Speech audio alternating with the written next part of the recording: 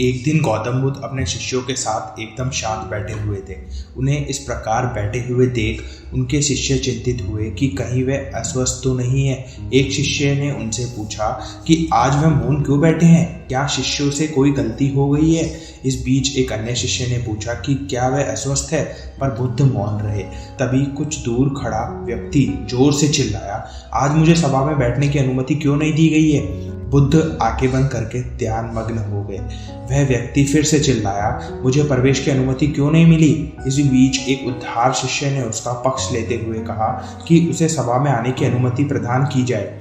बुद्ध ने आंखें खोली और बोले, नहीं, वह अछूत है, उसे आज्ञा नहीं दी जा सकती। यह सुनकर शिष्यों को बड़ा आश्चर्य हुआ। बुद्ध उनके मन का भाव समझ गए और बोले, हाँ, वह अछूत है। इस पर कई शिष्य बोले कि हमारे धर्म में तो जात पात का कोई भेदभाव ही नहीं है, तो फिर वह अछूत कैसे हो गया। तब बुद्ध ने समझाया, आज वह क्रोधित होकर आया है। क्रोध से जीवन की एकाग्रता भंग होती है।